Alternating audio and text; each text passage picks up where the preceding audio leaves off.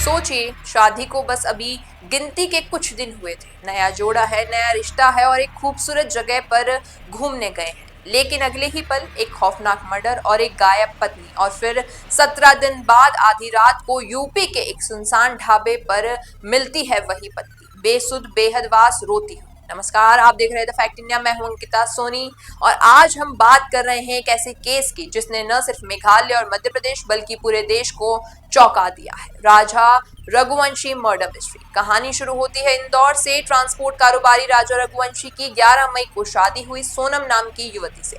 सब कुछ खुशियों से भरा था और एकदम अच्छा लग रहा था। शादी के कुछ दिन ही बाद 20 मई को ये कपल हनीमून के लिए निकल पड़ा। गुवाहाटी में मां कामाख्या के दर्शन किए और फिर 23 मई को शिलोंग की वादियों में एंट्री ली। लेकिन इस सफर का अंत इतना खौफनाक होगा किसी ने सोचा ही नहीं था। 24 मई से दोनों के मोबाइल बंद हो गए। परिवार ने बहुत कोशिश की संपर्क करने की, लेकिन कोई जवाब नहीं मिला। चिंता बढ़ी और 25 को राजा का भाई विपिन और सोनम का भाई गोविंद निकल पड़े खोज में। भोपाल, फिर दिल्ली, गुवाहाटी और फिर शिलोंग पहुंचे। वहां जाकर जो हकीकत सामने आई उसने सबके पैरों तले जमीन खींच ली। राजा की लाश मिलती है, लेकिन सोनम गायब थी। पुलिस छानबीन में जुटी और तभी मेघालय पुलिस का बड़ा खुलासा हुआ।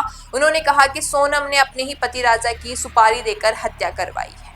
3 शूटर गिरफ्तार हुए, 2 इंदौर से और 1 ललितपुर से। चौथे की तलाश जारी है।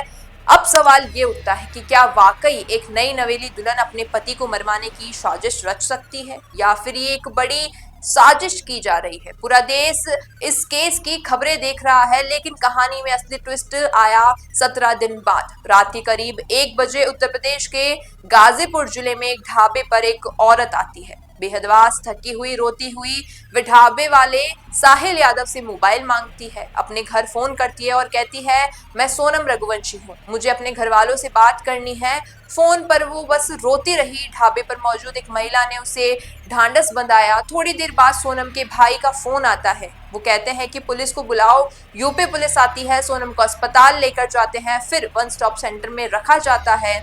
एडीजी अमिताभ यश बताते हैं कि सोनम ने सरेंडर नहीं किया, उसे बस उसके परिवार ने ढूंढ निकाला और जब मेघालय पुलिस गाजीपुर पहुंचेगी तो सोनम उन्हें सौंप दी जाएगी। लेकिन सोनम के माता पिता इस कहानी को मानने के लिए तैयार नहीं है। उनके पिता देवी सिंह साफ कहते हैं कि मेरी बेटी निर्दोष है, मेघालय पुलिस झूठ बोल रही है, हमने अपनी बेटी को ऐसा नहीं सिखाया। वही सोनम की मां संगीता जी कहती है कि बेटी मिल गई ये खुशी है, लेकिन राजा चला गया ये दुख बहुत भारी है। वहीं राजा की मां उमा जी कहती है कि राजा हनीमून पर नहीं जाना चाहता था, लेकिन सोनम ने टिकट बुक कर लिया तो उसे जाना पड़ा। उसने मुझसे कहा कि ये 6-7 दिन का टूर है, लेकिन वापसी की टिकट भी नहीं थी। राजा के भाई विपिन बताते हैं कि 24 मई से संपर्क टूट गया। 25 को हम निकल पड़े और जब शिलोंग पहुंचे तो सबसे पहले हमें वही स्कूटर वाला मिला जिससे राजा ने मोपेड किराए पर लिया था।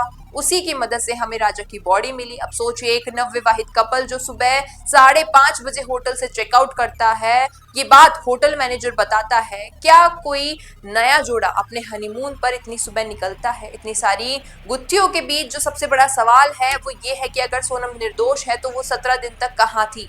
अगर दोषी है तो क्या ये सब पहले से प्लान था? मेघालय पुलिस की एसआईटी ने एनडीआरएफ, एसडीआरएफ और इंटरेस्ट एजेंसियों की मदद से जो छानबीन की, वो एक लंबी जांच है। अब देखना ये है कि कोर्ट में क्या सबूत आते हैं, सोनम का बयान क्या होता है और असली गुनहगार कौन है। दोस्तों, ये केस सिर्फ एक मर्डर नहीं, ये एक ऐसा आईना है जो हमें रिश्तों की जटिलता, सिस्टम की कमजोरी और इंसान की मन की परतों को समझने पर मजबूर करता है।